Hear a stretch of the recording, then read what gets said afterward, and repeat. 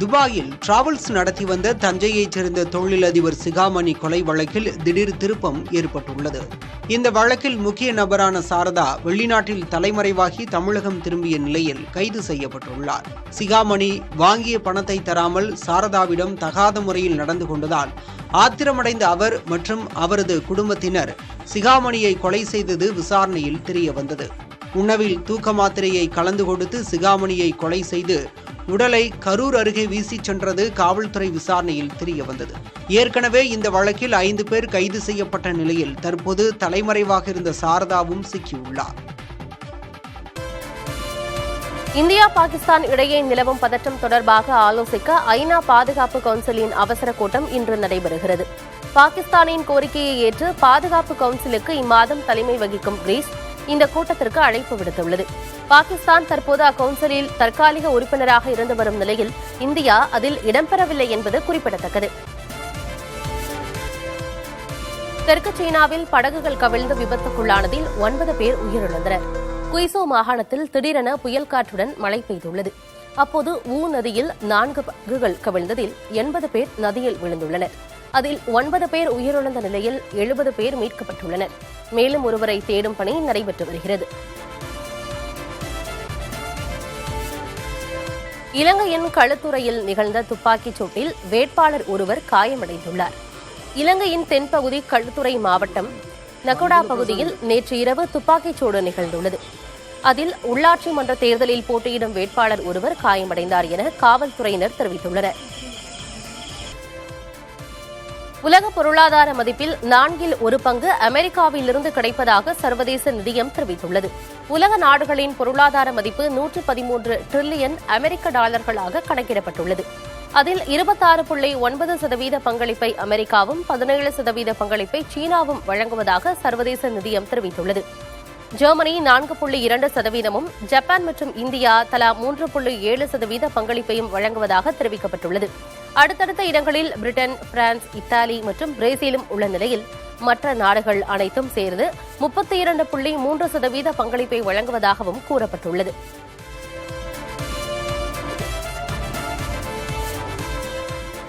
Bangladesh T20 cricket அணிக்கு Lytton Das கேப்டனாக இருப்பார் என அறிவிக்கப்பட்டுள்ளது. அடுத்த ஆண்டு நடைபெறும் உலகக்கோப்பை தொடர் வரையில் லிட்டன் தாஸ் கேப்டனாக நீடிப்பார் என்றும் தெரிவிக்கப்பட்டுள்ளது. நஜ்முக ஹுசைன் ஷாண்டோ T20 அணியின் கேப்டன் பொறுப்பில் இருந்து விலகிய நிலையில் இந்த அறிவிப்பு வெளியாகியுள்ளது. ஐக்கிய அரபு அமீரகம் மற்றும் பாகிஸ்தானுக்கு எதிரான T20 தொடரில் விளையாட உள்ள 16 பேர் கொண்ட அணியையும் பங்களாதேஷ் கிரிக்கெட் போர்டு அறிவித்துள்ளது.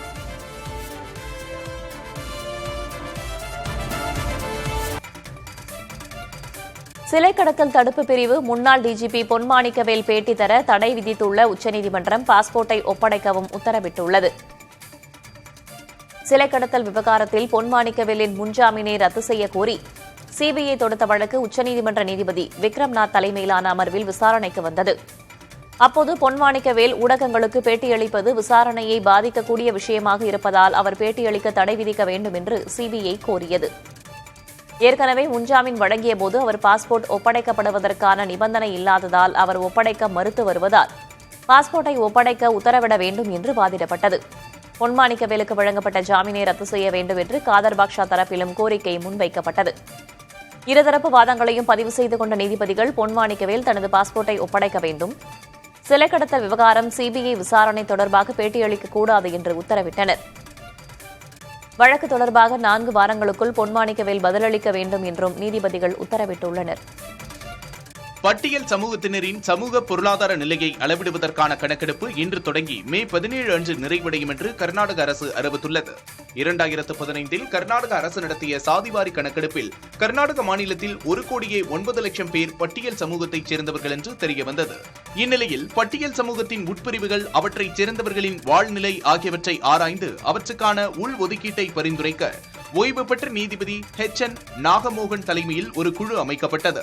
இந்த பணியின் ஒரு பகுதியாக பட்டியல் சமூகத்தினர் குறித்த கணக்கெடுப்பு நடத்தப்பட உள்ளது. இந்த பணிக்காக 60,000 ஊழியர்கள் பட்டியல் சமூகத்தினர் வாழும் ஒவ்வொரு வீட்டுக்கும் சென்று மொபைல் ஆப்பின் மூலமாக தகவல்களை சேகரிக்க உள்ளனர். கடலூர் மாவட்டம் வேப்பூர் அருகே உள்ள நேரடி நெல் கொள்முதல் நிலையத்தில் விவசாயிகள் விற்பனைக்காக கொண்டு வந்த 10,000 நெல் மூட்டைகள் கனமழையில் நனைந்து சேதமடைந்துள்ளன. இலங்கையனூர் கிராமத்தில் நெல் மூட்டைகளுக்கிடையே மழைநீர் தேங்கி இருப்பதால் அதனை வெளியேற்றும் பணியில் ஈடுபட்டு வருகின்றனர். உடனடியாக ஈரப்பதத்தை காரணம் காட்டாமல் நெல் மணிகளை கொள்முதல் செய்ய வேண்டும் என்று விவசாயிகள் கண்ணீருடன் கோரிக்கை விடுக்கின்றனர்.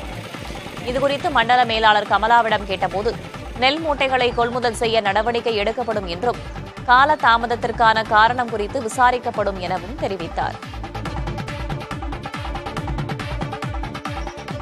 மயிலாடுதுறை மாவட்டம் சீர்காழி அருகே சூறைக்காற்றுடன் பெய்த கனமழையால் 200 ஏக்கர் வாழை மரங்கள் சேதமடைந்துள்ளன.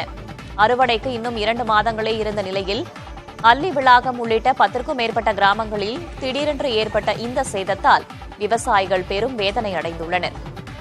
1 வருடமாக கஷ்டப்பட்டு வளர்த்த வாழை மரங்கள் முறிந்தும் அடியோடு சாய்ந்தும் வயலில் விழுந்துள்ளன. காப்பீடு செய்துள்ள விவசாயிகளுக்கு உடனடியாக இழப்பீடு வழங்கவும் நிவாரணம் அளிக்கவும் அரசு நடவடிக்கை எடுக்க வேண்டும் என்று கோரிக்கை விடுக்கின்றனர். பொறியியல் கலந்தாய்விற்கான விண்ணப்ப பதிவு மே 7ஆம் தேதி தொடங்கப்படுவதாக அறிவிக்கப்பட்டுள்ளது. தமிழ்நாட்டில் 440க்கும் மேற்பட்ட பொறியியல் கல்லூரிகள் உள்ளன. இக்கல்லூரிகளில் பிஇ, பிடெக் படிப்பில் ஏறத்தாழ 2 லட்சம் இடங்கள் அரசு ஒதுக்கீட்டு இடங்கள். இவை ஒற்றைச்சாளர முறையில் பொது கலந்தாய்வு மூலமாக நிரப்பப்படும். அந்த வகையில் 2025-26ஆம் கல்வியாண்டில் அரசு ஒதுக்கீட்டு இடங்களில் சேர்வதற்கான ஆன்லைன் விண்ணப்ப பதிவு மே 7ஆம் தேதி தொடங்குகிறது.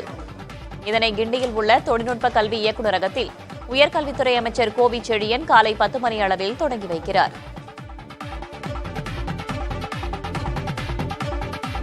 சென்னை பெருங்குடி குப்பை கிடங்கில் தேங்கியுள்ள 8 லட்சம் டன் கழிவுகளை அகற்ற மாநகராட்சி தீவிர நடவடிக்கை எடுத்து வருகிறது. தற்போது பயோ மைனிங் முறையில் கழிவுகளை அகற்ற பணிகள் துரிதப்படுத்தப்பட்டுள்ளன. இதுவரை 1 லட்சம் டன் கழிவுகள் அகற்றப்பட்டுள்ளதாகவும் மீதமுள்ள கழிவுகளை அகற்ற ட்ரோன் மூலம் ஆய்வு செய்து திட்டமிட்டிருப்பதாகவும் அதிகாரிகள் தெரிவிக்கின்றனர். இதேபோல கொடுங்கையூர் குப்பை கிடங்கிலும் 640 கோடி ரூபாய் மதிப்பீட்டில் பயோ மைனிங் பணிகள் நடைபெற்று வருவதாகவும் தினமும் 2500 டன் புதிய கழிவுகள் வந்து சேர்வதால் பணிகளை விரைவுபடுத்த திட்டமிட்டிருப்பதாகவும் மாநகராட்சி தெரிவித்திருக்கிறது. சாத்தான்குளத்தில் விளைநிலத்தை பிளாட்டுகளாக மாற்ற 30க்கும் மேற்பட்ட பனை மரங்களில் ஆசிட் ஊற்றி பட்டுப்போகச் செய்ததாக புகார் அளிக்கப்பட்டுள்ளது. இது தொடர்பாக சாஸ்தாவிநல்லூர் கிராம நிர்வாக அலுவலர் கொடுத்த புகாரின் பேரில் தட்டார்மடம் காவல்துறையினர் விசாரணை நடத்தி ஹர்பான் சிங் பிரேம்குமாரின் மகன் ஹர்ஷன் ஷாரோன் மீது வழக்கு பதிவு செய்துள்ளனர். பனை மரங்கள் ஆசிட் ஊற்றி அழிக்கப்பட்டது குறித்து விசாரித்து வருகின்றனர். ஏற்கனவே ஒழுங்காக பணிக்கு செல்லாதது உள்ளிட்ட புகார்களால் சாத்தான்குளம் தொடக்கப்பள்ளி தலைமை ஆசிரியர் ஹர்பான் சிங் பிரேம்குமார் சஸ்பெண்ட் செய்யப்பட்டது குறிப்பிடத்தக்கது. தஞ்சை உள்ளிட்ட டெல்டா மாவட்டங்களில் சிட்கோ நிறுவனத்தின் தொழிற்பேட்டைகளில் தொழில் மனைக்கு உயர்த்தப்பட்ட கட்டணத்தை திரும்பப் பெற நடவடிக்கை எடுக்குமாறு சிறு குறு தொழில் நிறுவனங்கள் கோரிக்கை விடுத்துள்ளன. இது தொடர்பாக முதலமைச்சர் மு க ஸ்டாலினுக்கு கடிதம் எழுதியுள்ளதாகவும் தெரிவித்துள்ளனர். அதில் தஞ்சை பாளையப்பட்டி சிட்கோ தொழிற்பேட்டையில் 1 ஏக்கர் 18 லட்சம் ரூபாயாக இருந்த மனைகள் தற்போது 50 லட்சம் ரூபாயாக விலை உயர்த்தப்பட்டுள்ளதாக தெரிவிக்கப்பட்டுள்ளது. இதுபோன்று மற்ற டெல்டா மாவட்டங்களில் உள்ள தொழிற்பேட்டைகளிலும் தொழில் மனைகளின் விலை அதிகரித்திருப்பதாக, தொழில் செய்யும் ஆர்வம் குறைந்திருப்பதாக குறிப்பிடப்பட்டுள்ளது. எனவே டெல்டா மாவட்டங்களில் தொழில் மனைகளின் விலையை குறைக்க நடவடிக்கை எடுக்குமாறு கோரிக்கை விடுக்கப்பட்டுள்ளது. சென்னையில் வைர வியாபாரியை கட்டி போட்டுவிட்டு 20 கோடி ரூபாய் மதிப்பிலான தங்க வைர நகைகளை கொள்ளையடித்துச் சென்ற 4 பேர் தூத்துக்குடியில் கைது செய்யப்பட்டனர். அவர்கள் சென்னைக்கு அழைத்து வரப்படுகின்றனர். சென்னையில் தனியார் விடுதியில் இருந்த வைர வியாபாரி சந்திரசேகரிடம் நகை வாங்குவது போல நடித்து அவரை கட்டி போட்டுவிட்டு சுமார் 20 கோடி ரூபாய் மதிப்பிலான வைரம் மற்றும் தங்க நகைகளை ஒரு கும்பல் கொள்ளையடித்தது. அந்த கும்பல் தூத்துக்குடி நோக்கி தப்பிச் செல்வதாக கிடைத்த தகவலின் பேரில் அந்த மாவட்டத்தில் அனைத்து சாலைகளிலும் தீவிர வாகன சோதனை நடத்தப்பட்டது. நேற்று இரவு புதூர் பாண்டியாபுரம் சுங்கச்சாவடி அருகே காரில் இருந்த ஜான் லாய்ட், விஜய், ரத்தீஷ்குமார் மற்றும் அருண் பாண்டியராஜ் ஆகியோரை காவல்துறையினர் விசாரித்தனர். அப்போது வைர வியாபாரியிடமிருந்து கொள்ளையடித்தவர்கள் அவர்கள்தான் என்பது தெரியவந்தது. உடனடியாக அவர்களை சுற்றி வளைத்து சிப்காட் காவல்துறையினர் கைது செய்தனர். தகவல் அறிந்து தூத்துக்குடிக்கு விரைந்த தனிப்படையினர் அவர்களிடமிருந்து கைப்பற்றப்பட்ட 20 கோடி ரூபாய் மதிப்பிலான வைரம், தங்க நகைகள், சொகுசு கார் ஆகியவற்றை பறிமுதல் செய்தனர். மேலும் விசாரணைக்காக 4 பேரையும் சென்னைக்கு அழைத்து வருகின்றனர். தேனி மாவட்டம் ஆண்டிப்பட்டியில் தர்பூசணி விற்பனை சூடுபிடித்துள்ளது. அதிகரித்து வரும் வெயில் ஆரம்பித்துள்ள அக்னி நட்சத்திர காலம் என்று வெப்பம் வாட்டி வதைத்து வருவதால் மக்கள் குளிர்ச்சியான தர்பூசணியை நாடுவதும் அதிகரித்துள்ளது. ஆண்டிப்பட்டி தேனி சாலை, ஆண்டிப்பட்டி வைகை அணை சாலைகளில் ஆங்காங்கே தள்ளுவண்டிகளில் தர்பூசணி பழங்கள் விற்பனை செய்யப்படுகின்றன. திண்டிவனம் உள்ளிட்ட இடங்களிலிருந்து வியாபாரிகளால் கிலோ 15 முதல் 20 ரூபாய் வரை விலை வைத்து இறக்குமதி செய்யப்பட்டு 30 ரூபாய்க்கு விற்பதாக வியாபாரிகள் கூறுகின்றனர். மக்கள் விரும்பி உண்பதால் நல்ல லாபம் கிடைப்பதாகவும் வியாபாரிகள் தெரிவிக்கின்றனர். கோவை மாநகராட்சியில் ஒப்பந்த அடிப்படையில் பணிபுரியும் 500க்கும் மேற்பட்ட தூய்மை பணியாளர்கள் மற்றும் வாகன ஓட்டுநர்கள் மாவட்ட ஆட்சியர் அலுவலகத்தின் முன்பு திரண்டு போராட்டத்தில் ஈடுபட்டனர். புதிய ஒப்பந்த நிறுவனம் சம்பளம், வேலை நேரம் உள்ளிட்ட விவரங்களை தெரிவிக்காதது மற்றும் வெளிமாநில தொழிலாளர்களை பணியில் அமர வைக்கப்படுவதை கண்டித்து கடந்த 3 நாட்களாக வேலை நிறுத்தம் செய்து வரும் இவர்கள் ஆட்சியரிடம் மனு அளிக்க வந்தனர். 500க்கும் மேற்பட்டவர்கள் திரண்டதால் ஆட்சியர் அலுவலகத்தில் பரபரப்பான சூழல் நிலவியது. பாதுகாப்புக்காக கூடுதல் காவலர்கள் குவிக்கப்பட்டனர். சென்னை ஓட்டேரியில் தாயுடன் கட்டிலில் தூங்கிய 2.5 வயது ஆண் குழந்தை தவறி விழுந்து உயிரிழந்ததாக கூறப்படுகிறது. இன்று காலை குழந்தை மயங்கிய நிலையில் இருப்பதைக் கண்டு பெற்றோர் எழும்பூர் குழந்தைகள் நல மருத்துவமனைக்கு கொண்டு சென்றனர். அங்கு குழந்தையை பரிசோதித்த மருத்துவர்கள் ஏற்கனவே இறந்துவிட்டதாக தெரிவித்தனர். தூக்கத்தில் தவறி விழுந்ததால் மூச்சு திணறி குழந்தை உயிரிழந்திருக்கலாம் என்று முதற்கட்ட விசாரணையில் தெரியவந்துள்ளது. ஓட்டேரி காவல்துறையினர் இதுகுறித்து வழக்கு பதிவு செய்து விசாரித்து வருகின்றனர். செங்கல்பட்டு மாவட்டம் காட்டாங்குளத்தூர் அருகே வில்லியம்பாக்கத்தில் உள்ள அரசு நேரடி நெல் கொள்முதல் நிலையத்தில் விவசாயிகள் கொண்டு வந்த நெல் மூட்டைகள் மழையில் நனைந்து வீணாகியுள்ளன. 20 நாட்களுக்கு மேலாக நெல்லை கொள்முதல் செய்யாமல் தாமதம் செய்ததாலேயே இந்த இழப்பு ஏற்பட்டதாக விவசாயிகள் குற்றம் சாட்டுகின்றனர். உடனடியாக நெல்லை கொள்முதல் செய்து தங்களுக்கு உரிய நிவாரணம் வழங்க வேண்டும் என்று அவர்கள் கோரிக்கை விடுக்கின்றனர். நடப்பாண்டின் ஏப்ரல் மாதத்தில் நாடு முழுவதும் கனரக சரக்கு லாரிகளுக்கான வாடகை 6% வரை அதிகரித்துள்ளதாக இந்திய போக்குவரத்து ஆராய்ச்சி நிறுவனத்தின் ஆய்வில் தெரியவந்துள்ளது. டெல்லி, மும்பை, சென்னை, பெங்களூரு, ஹைதராபாத், விஜயவாடா, கொல்கத்தா, கவுஹாத்தி உள்ளிட்ட நாட்டின் 11 பெருநகர பாதைகளில் இந்த ஆய்வு மேற்கொள்ளப்பட்டுள்ளது.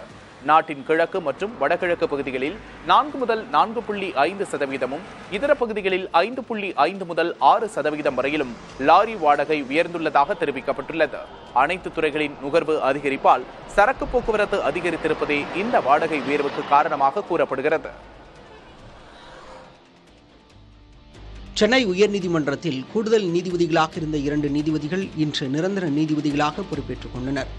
சென்னை உயர்நீதிமன்றத்தில் பணியாற்றி வரும் SS சுந்தர், பவானி சுப்புராயன், ஹேமலதா, நக்கிரன், சிவஞானம் ஆகிய 5 நீதிபதிகள் இந்த மாதத்தில் ஓய்வு பெறுகின்றனர். இதன் காரணமாக நீதிபதிகளின் காலி பணியிடங்கள் எண்ணிக்கை 15ஆக உயர்கிறது. இந்நிலையில் கர்நாடக உயர்நீதிமன்ற நீதிபதி ஹேமந்த் சந்தன் கவுடர் மற்றும் தெலுங்கானா உயர்நீதிமன்ற நீதிபதி K. சுரேந்தர் ஆகியோரை கொலிஜியம் பரிந்துரையை ஏற்று சென்னை உயர்நீதிமன்றத்திற்கு மாற்றி குடியரசுத் தலைவர் உத்தரவிட்டிருந்தார். இதனிடையே கூடுதல் நீதிபதிகளாக பணியாற்றி வந்த C. குமரப்பன், K. ராஜசேகர் ஆகியோர் சென்னை உயர்நீதிமன்றத்தின் நிரந்தர நீதிபதிகளாக நியமிக்கப்பட்டனர். இருவருக்கும் தலைமை நீதிபதி K.R. ஸ்ரீராம் பதவி பிரமாணம் செய்து வைத்தார். கடலூர் மாவட்டம் வேப்பூர் அருகே உள்ள நேரடி நெல் கொள்முதல் நிலையத்தில் விவசாயிகள் விற்பனைக்காக கொண்டு வந்த 10,000 நெல் மூட்டைகள் கனமழையில் நனைந்து சேதமடைந்துள்ளன. இளங்கியனூர் கிராமத்தில் நெல் மூட்டைகளுக்கு இடையே மழைநீர் தேங்கியுள்ளதால் அதனை வெளியேற்றும் பணியில் ஈடுபட்டுள்ளனர். உடனடியாக ஈரப்பதத்தை காரணம் காட்டாமல் நெல் மணிகளை கொள்முதல் செய்ய வேண்டும் என்று விவசாயிகள் கண்ணீரோடு கோரிக்கை வைக்கிறார்கள். இதுகுறித்து மண்டல மேலாளர் கமலாவிடம் கேட்டபோது நெல் மூட்டைகளை கொள்முதல் செய்ய நடவடிக்கை எடுக்கப்படும் என்றும் காலதாமதத்திற்கான காரணம் குறித்து விசாரணை நடத்தப்படும் என்றும் தெரிவித்தார்.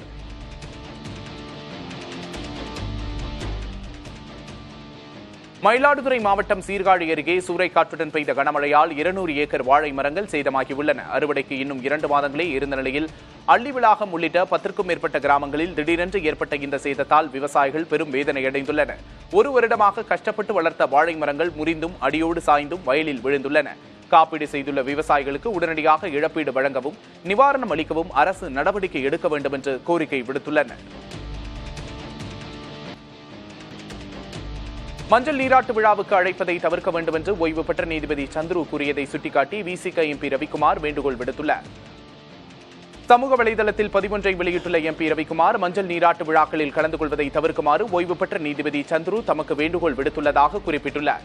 இதுபோன்ற நிகழ்வுகள் எவ்வளவு பிற்போக்குத்தனமானவை என்பதை புரிய வைக்க வேண்டும் என்றும், மஞ்சள் நீராட்டு விழா போன்ற விழாக்களுக்கு எதிராக கட்டாயம் நாம் கருத்தியல் ரீதியாக போராட வேண்டும் என்றும் நீதிநாயகம் சந்துரு வலியுறுத்தியுள்ளதாக எம்பி ரவிக்குமார் தெரிவித்துள்ளார். மஞ்சள் நீராட்டு விழா குழந்தைகளுக்கே நல்லதல்ல என்றும், ஊரை கூட்டி அறிவிப்பது மடத்தனம் எனவும் சந்துருவின் வார்த்தைகளை மேற்கோள் காட்டியுள்ளார். அரசியல் தளத்தில் வலதுசாரி போக்கை எதிர்த்துக் கொண்டு பண்பாட்டு தளத்தில் அதனை ஊக்குவிப்பதால் இறுதியில் அரசியல் தளத்திலும் வலதுசாரி போக்கு வலுப்பெறக்கூடும் எனவும் ரவிக்குமார் தெரிவித்துள்ளார். கோவை மாநகராட்சியில் ஒப்பந்த அடிப்படையில் பணிபுரியும் 500க்கும் மேற்பட்ட தூய்மை பணியாளர்கள் மற்றும் வாகன ஓட்டுநர்கள் மாவட்ட ஆட்சியர் அலுவலகம் முன்பாக திரண்டு ஆர்ப்பாட்டத்தில் ஈடுபட்டனர். புதிய ஒப்பந்த நிறுவனம் சம்பளம், வேலை நேரம் உள்ளிட்ட விவரங்களை தெரிவிக்காதது மற்றும் வெளிமாநில தொழிலாளர்களை பணியில் அமர்த்துவதை கண்டித்து கடந்த 3 நாட்களாக வேலைநிறுத்தம் செய்து வரும் இவர்கள் ஆட்சியரிடம் மனு அளிக்க வந்தனர். 500க்கும் மேற்பட்டோர் திரண்டதால் ஆட்சியர் அலுவலகத்தில் பரபரப்பான சூழல் நிலவியது. பாதுகாப்புக்காக கூடுதல் காவல்துறையினர் குவிக்கப்பட்டனர். பிரேசிலின் ரியோ டி ஜெனிரோவில் நடைபெற்ற லேடி காகாவின் இசை நிகழ்ச்சி வரலாறு படைத்துள்ளது. கோபகபனா கடற்கரையில் நடைபெற்ற இந்த கட்டணமில்லா இசை நிகழ்ச்சியில் 25 லட்சம் பேர் பங்கேற்றனர். இதன் மூலம் அதிக பார்வையாளர்கள் பங்கேற்ற பெண் இசைக்கலைஞரின் நிகழ்ச்சியாக இது வரலாறு படைத்துள்ளது. இதற்கு முன்னதாக இதே கோபகபனா கடற்கரையில் மடோனாவின் கட்டணமில்லா இசை நிகழ்ச்சியில் 16 லட்சம் பேர் பங்கேற்றிருந்தனர். இதனிடையே லேடி காகாவின் இசை நிகழ்ச்சியில் நடத்தப்படவிருந்த வெடிகுண்டு தாக்குதலை பிரேசில் காவல்துறையினர் முறியடித்துள்ளனர். தாக்குதலுக்கு திட்டமிட்ட நபர் மற்றும் சிறாரை அவர்கள் கைது செய்துள்ளனர். 2 விழுக்காடு இந்தியர்கள் மட்டுமே திரைப்படங்களை திரையரங்குகளில் பார்ப்பதாக பாலிவுட் நடிகர் அமீர் கான் கூறியுள்ளார். பிரதமர் நரேந்திர மோடி தலைமையில் நடைபெற்ற வேவ்ஸ் இந்தியா மாநாட்டில் பேசிய அமீர், இந்தியாவில் மொத்தமாக 5000 திரையரங்குகள் மட்டுமே இருப்பதாகவும் அதிகபட்சம் 3.5 கோடி பேர்தான் ஒரு படத்தை காண திரையரங்குக்கு வருகிறார்கள் என்றும் கூறியுள்ளார்.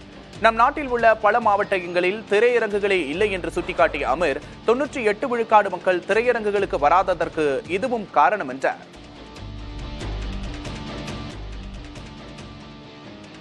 பாகிஸ்தானுடன் பதற்றம் நிலவி வரும் நிலையில் பிரதமர் மோடியை மத்திய பாதுகாப்புத்துறை செயலாளர் ராஜேஷ்குமார் சிங் சந்தித்துள்ளார்.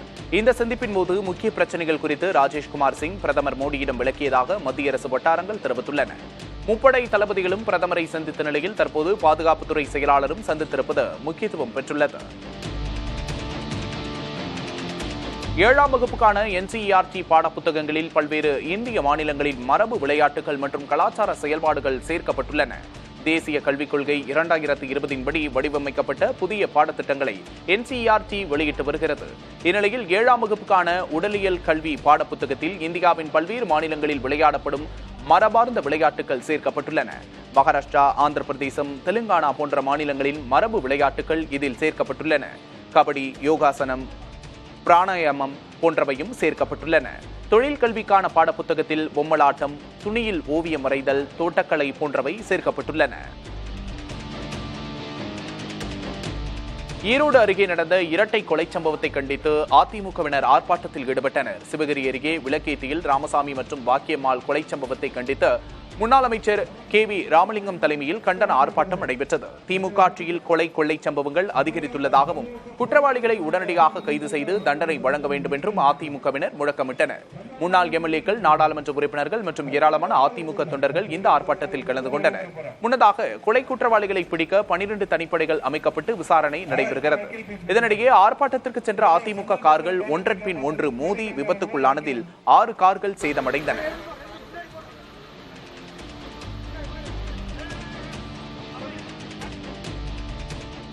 விருதுநகர் மாவட்டம் சாத்தூர் அருகே கிணற்றில் தவறி விழுந்த மனைவியை காப்பாற்ற முயன்ற கணவர் மற்றும் மாமியார் உயிரிழந்த சம்பவம் அதிர்ச்சியை ஏற்படுத்தியுள்ளது. ராமநாதபுரத்தில் மகேஸ்வரி என்பவர் துணி துவைக்க சென்றபோது கிணற்றில் தவறி விழுந்துள்ளார். அலறல் சத்தம் கேட்டு உடனடியாக அவரது கணவர் ராஜா மற்றும் மாமியார் ராஜம்மாள் ஆகியோர் காப்பாற்ற முயன்றனர். மகேஸ்வரியை காப்பாற்றிய நிலையில் இருவருக்கும் நீச்சல் தெரியாததால் நீரில் மூழ்கி உயிரிழந்துள்ளனர். தகவல் அறிந்து சென்ற தீயணைப்புத் துறையினர் இருவரின் உடல்களையும் மீட்டனர். உலக பொருளாதார மதிப்பில் 4 பங்கு அமெரிக்காவில் இருந்து கிடைப்பதாக சர்வதேச நிதியம் தெரிவித்துள்ளது. உலக நாடுகளின் பொருளாதார மதிப்பு 113 டிரில்லியன் அமெரிக்க டாலர்களாக கணக்கிடப்பட்டுள்ளது. அதில் 26.9% பங்களிப்பை அமெரிக்காவும் 17% பங்களிப்பை சீனாவும் வழங்குவதாக சர்வதேச நிதியம் தெரிவித்துள்ளது. ஜெர்மனி 4.2%, ஜப்பான் மற்றும் இந்தியா தலா 3.7% பங்களிப்பை வழங்குவதாகவும் தெரிவிக்கப்பட்டுள்ளது. அடுத்தடுத்த இடங்களில் பிரிட்டன், பிரான்ஸ், இத்தாலி மற்றும் பிரேசிலும் உள்ள நிலையில் மற்ற நாடுகள் அனைத்தும் சேர்ந்து 32.3% பங்களிப்பை வழங்குவதாகவும் கூறப்பட்டுள்ளது.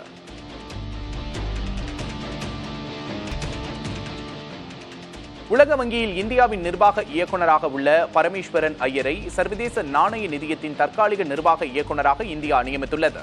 சர்வதேச நாணய நிதியத்தில் இந்தியாவை பிரதிநிதித்துவப்படுத்தும் நிர்வாக இயக்குநராக இருந்த சுப்பிரமணியன் பதவிக்காலம் முடிய 6 மாதங்கள் இருந்த நிலையில் திரும்ப அழைக்கப்பட்டார். தற்போது அவரது இடத்தில் பரமேஸ்வரன் ஐயர் நியமிக்கப்பட்டுள்ளார்.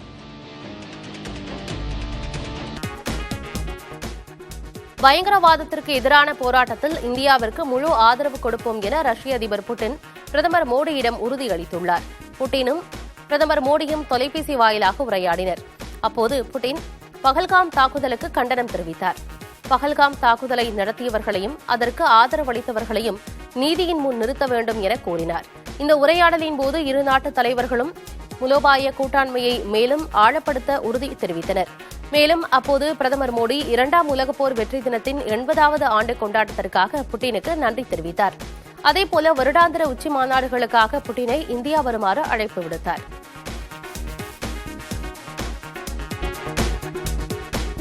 குடியரசுத் தலைவர் திரௌபதி முர்மு வரும் 19ஆம் தேதி சபரிமலை ஐயப்பன் கோயிலில் தரிசனம் செய்ய உள்ளார். இதற்காக மே 18ஆம் தேதி கேரளா செல்லும் குடியரசுத் தலைவர் அன்றைய தினம் கல்லூரி நிகழ்ச்சிகளில் பங்கேற்கிறார். மறுநாள் பம்பை செல்லும் அவர் அங்கிருந்து சபரிமலை ஐயப்பன் கோயிலுக்கு சென்று தரிசனம் செய்ய உள்ளார். இதனையொட்டி 18 மற்றும் 19ஆம் தேதிகளில் பக்தர்களுக்கான மெய்நிகர் தரிசன வரிசை முறை ரத்து செய்யப்பட்டுள்ளது.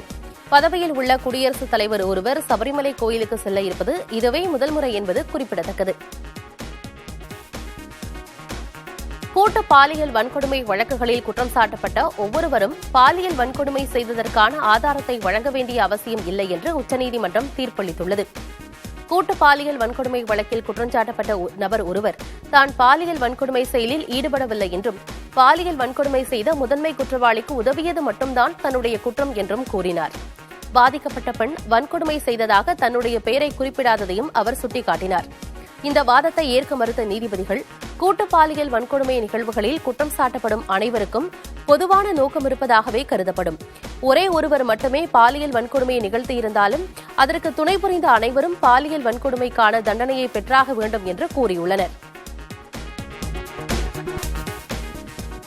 உத்தரப்பிரதேச மாநிலத்தில் உள்ள அரசு கட்டடங்களுக்கு பசுக்களின் சாணத்தையே வண்ணமாக பூசுமாறு அம்மாநில முதல்வர் யோகி ஆதித்யநாத் அழைப்பு விடுத்துள்ளார்.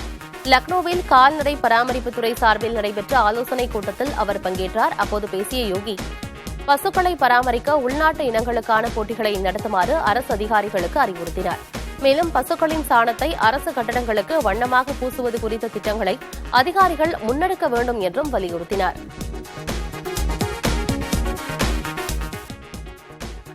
இந்திய பங்குச்சந்தைகள் ஏற்றத்துடன் வர்த்தகமாகின்றன. காலை 10:30 மணி வாக்கில் மும்பை பங்குச்சந்தையின் சென்செக்ஸ் 410 புள்ளிகள் உயர்ந்த 80,912 புள்ளிகளிலும், தேசிய பங்குச்சந்தையின் நிப்டி 137 புள்ளிகள் அதிகரித்து 24,484 புள்ளிகளிலும் வர்த்தகமாகின.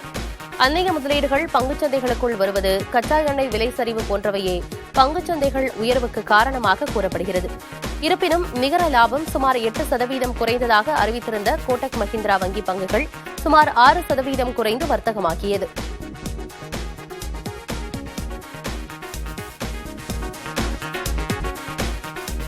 கௌதம் அதானியின் உதவியாளர்கள் அமெரிக்க அதிபர் டிரம்ப் நிர்வாகத்தில் உள்ள அதிகாரிகளை சந்தித்ததாக வெளியான தகவல்களால் பங்குச்சந்தைகளில் அதானி குழும பங்குகள் 10% வரை உயர்ந்தன. இந்தியாவில் மின் விநியோக திட்டங்களை மேற்கொள்ள அரசு அதிகாரிகளுக்கு அதானி நிறுவனம் லஞ்சம் கொடுக்க முனைந்ததாகவும், அதை மறைத்து அமெரிக்காவில் முதலீடுகளை திரட்டியதாகவும் அந்நிறுவனம் மீது கடந்த நவம்பரில் குற்றம் சாட்டப்பட்டது. தொடர்ச்சியாக எந்த விதிமீறல்களிலும் ஈடுபடவில்லை என அமெரிக்க குற்றப்பத்திரிகையை ஆய்வு செய்ததில் தெரியவந்ததாக அதானி கிரீன் நிறுவனம் தெரிவித்தது. இந்நிலையில் கௌதம் அதானி குழும பிரதிநிதிகள் டிரம்ப் நிர்வாக அதிகாரிகளை சந்தித்து அவர் மீதான குற்றச்சாட்டுகளை தள்ளுபடி செய்ய கோரியதாக தகவல்கள் வெளியாகின. இதனால் அந்நிறுவன பங்குகளில் முதலீட்டாளர்கள் ஆர்வம் காட்டி வருவதாக கூறப்படுகிறது. தங்கப்பத்திரங்களில் செய்த முதலீட்டிற்கு 8 ஆண்டுகளில் 221% லாபம் கிடைத்திருப்பதாக புள்ளி விவரங்கள் கூறுகின்றன. 2017-18 நிதியாண்டில் முதற்கட்டமாக வெளியிட்ட தங்கப்பத்திரம் முதிர்ச்சியடைய உள்ளதை அடுத்து அதற்கான இறுதி விலையை ரிசர்வ் வங்கி அறிவித்துள்ளது. அப்போது 1 கிராம் 2951 ரூபாயாக இருந்த நிலையில் தற்போது 9486 ரூபாயாக வழங்கப்படும் என அறிவிக்கப்பட்டுள்ளது. இந்த தங்கப்பத்திரம் வெளியிடப்பட்ட அன்று இருந்த விலையை விட 221% அதிகரித்துள்ளது. இது தவிர 8 ஆண்டுகளில் ஆண்டுக்கு 2.5% வட்டியும் வழங்கப்பட்டுள்ளது. இந்தியாவில் மேற்கொண்ட முதலீட்டால் நெட்ஃபிளிக்ஸுக்கு 2021 முதல் 2024 வரையில் 17,000 கோடி பொருளாதார பலன் கிடைத்திருப்பதாக அந்நிறுவனத்தின் இணை சிஇஓ டெட் சரண்டோஸ் தெரிவித்துள்ளார். கரோனாவுக்கு பிறகு இந்தியாவில் அதிகமாக முதலீடு செய்ததாகவும் அதன் பலனை பார்க்க முடிவதாகவும் அவர் குறிப்பிட்டார். இந்திய சினிமா மற்றும் தொடர்கள் சர்வதேச அளவில் கவனம் பெறுவதாகவும் ஆங்கிலம் அல்லாத நெட்ஃபிளிக்ஸின் டாப் 10 தலைப்புகளில் இந்திய தலைப்புகள் 10% பங்கு வகிப்பதாகவும் தெரிவித்தார். நெட்ஃபிளிக்ஸ் தயாரிப்புகளால் இந்தியாவில் 20,000க்கும் மேற்பட்ட வேலைவாய்ப்புகள் கிடைத்துள்ளன. இந்தியாவில் சினிமா கலாச்சாரம் சிறப்பாக இருக்கிறது. மக்கள் படங்களை ஆர்வமுடன் பார்த்து அதை பற்றி பேசுகிறார்கள். அதுதான் தன்னை மிகவும் கவர்வதாக அவர் தெரிவித்தார். தமிழ் வார விழாவின் நினைவு நாளையொட்டி நாட்டுடைமையாக்கப்பட்ட எழுத்தாளர்களின் குடும்பத்தினருக்கு பரிசுத் தொகையை முதலமைச்சர் மு.க.ஸ்டாலின் வழங்கினார். பாரதிதாசன் பிறந்த நாளையொட்டி கொண்டாடப்பட்டு வந்த தமிழ் வார நிறைவு விழா சென்னை கலைவாணர் அரங்கத்தில் நடைபெற்றது. பண்பாடு மற்றும் அறநிலையங்கள் துறை சார்பில் நடத்தப்பட்ட நிகழ்ச்சியில் பல்வேறு கலைகள் நிகழ்த்தி காண்பிக்கப்பட்டன. இதனையடுத்து எழுத்தாளர்கள் கவிகோ அப்துல் ரஹ்மான், மெர்வின், பழனி, தமிழ்நாவன், கோதண்டம் ஆகியோரின் படைப்புகள் நாட்டுடைமையாக்கப்பட்டு அவர்களின் குடும்பத்தினருக்கு தலா 10 லட்சம் ரூபாய் மரபுரிமை மற்றும் நூலுரிமை தொகை வழங்கப்பட்டது. பொறியியல் கலந்தாய்விற்கான விண்ணப்ப பதிவு மே 7ஆம் தேதி தொடங்குவதாக அறிவிக்கப்பட்டுள்ளது. தமிழ்நாட்டில் 440க்கும் மேற்பட்ட பொறியியல் கல்லூரிகள் உள்ளன. இக்கல்லூரிகளில் பிஇ, பிடெக் படிப்பில் ஏறத்தாழ 2 லட்சம் இடங்கள் அரசு ஒதுக்கீட்டு இடங்களாகும். இவை ஒற்றைச்சாளர முறையில் பொது கலந்தாய்வு மூலமாக நிரப்பப்படும். அந்த வகையில் 2025-26 கல்வியாண்டில் அரசு ஒதுக்கீட்டு இடங்களில் சேர்வதற்கான ஆன்லைன் விண்ணப்ப பதிவு மே 7ஆம் தேதி தொடங்குகிறது. இதனை கிண்டியில் உள்ள தொழில்நுட்ப கல்வி இயக்குநரகத்தில் உயர்கல்வித்துறை அமைச்சர் கோவி செழியன் காலை 10 மணி அளவில் தொடக்கி வைக்கிறார். சவுதி அரேபியாவின் மிகப்பெரிய நகரங்களில் புழுதி புயல் வீசியதால் மக்களின் இயல்பு வாழ்க்கை முடங்கியது. சவுதி அரேபியாவில் மெக்கா, ரியாத், அல்காசிம், அல்பஹா நகரங்களில் சுற்றி அடித்த புழுதி புயலால் நகரமே புழுதி மண்டலமாக காட்சியளித்தது. வானுயர் அளவுக்கு புழுதி காற்று எழுந்ததால் பல்வேறு இடங்கள் இருள் சூழ்ந்தும் காணப்பட்டன.